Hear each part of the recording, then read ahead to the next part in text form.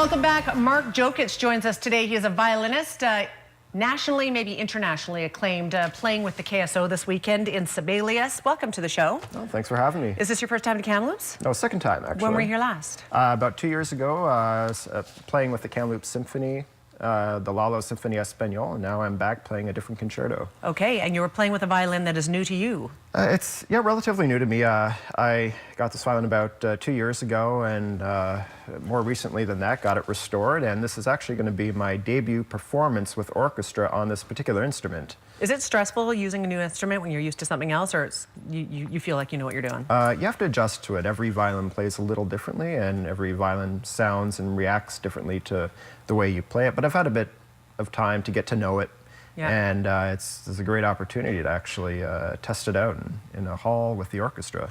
I understand you used to play on a violin that was from 1740. Is that true? Oh yeah, that was my dad's violin, and I actually played on that instrument quite a bit.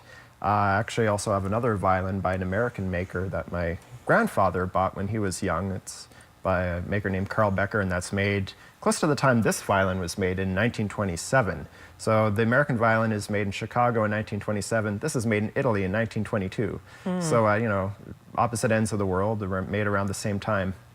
What would you say about a violin from 1740 compared to one in the 1900s? How are they different? Is it a better quality going back that much further, or how is it different? Unlike some instruments, violins sound better as they're played on more. So they kind of open up and mature a bit in sound. So they have maybe a deeper sound, sweeter sound. A newer violin will be very bright, but often very powerful and loud, and sometimes play a little bit different. But I mean, in terms of age of instruments, this is not that old. I 1922. Know. It's just a young one. Yeah, and the makers, get this, his first name's Hannibal, like Hannibal Lecter, and his last name is Fagnola. Interesting. Yeah. Interesting. Very cool. So you're going to play for us in a second. But in terms of Sibelius this weekend, maybe to give us a snippet about what is that about? What kind of music is it? Is it chamber music? Well, it's worth mentioning is actually Jean Sibelius is one of my favorite composers. He's a Finnish composer. And the type of music I'm going to play is a concerto. So it's a solo piece for solo violin with orchestral accompaniment.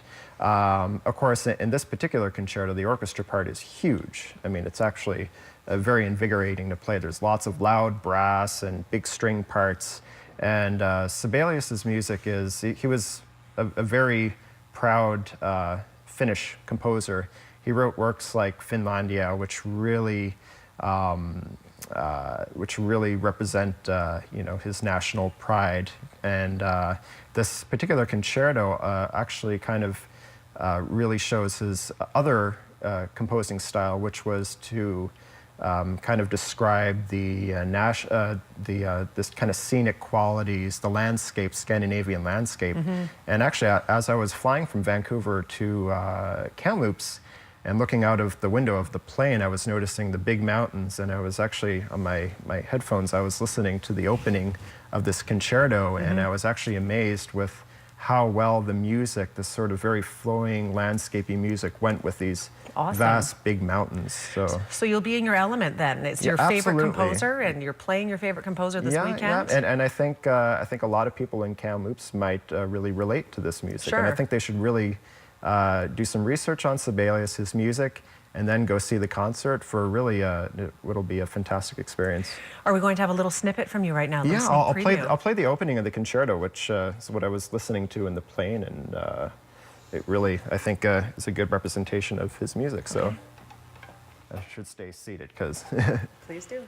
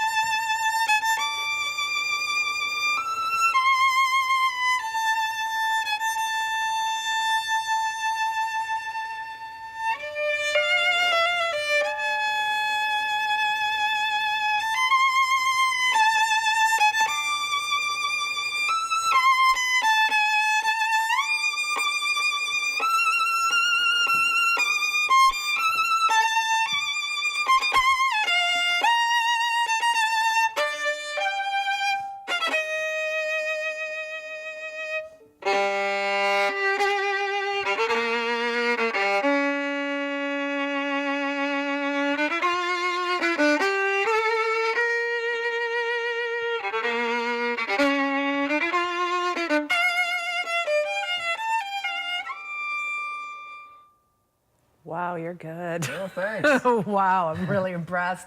That sounds sad, and then it goes from sad to almost desperate sounding. What's going on in that? Do you know what that's about? Well, I think with that particular opening, I think it kind of depicts the kind of the morning sunrise, which Sibelius was quite inspired by. So I got it wrong. It does sound a little sad and a little dark. Right. But just keep in mind it's very cold there, and Sure. you know, it's maybe a little shivery. Yeah. The last movement of this concerto is actually very kind of bombastic, and it's almost like a battle march. So he wrote music that was very dark, but also very kind of, if I were to describe it in a body motion, like You can that. tell you love it. You're passionate Oh yeah, about yeah, it. yeah. You It's play very well. bassy, very dark and rich. So Fantastic. We are out of time, Mark. I really appreciate you taking time to come by here. I know that you're on your way to Salmon Arm or somewhere. yeah, out of first town for the concerts night. in Salmon Arm, seconds in Kamloops. But check out the Kamloops Symphony Orchestra website for all the information on the concert and tickets. And yeah, please come check it out. It's great music. It'll be a great concert, and I think people of Kamloops will really enjoy it. Absolutely, I can tell just from that 2-minute preview. It sounds fantastic. November 14th, Sagebrush Theatre. We're out of time. Thank you so much for being here. Thanks for having me.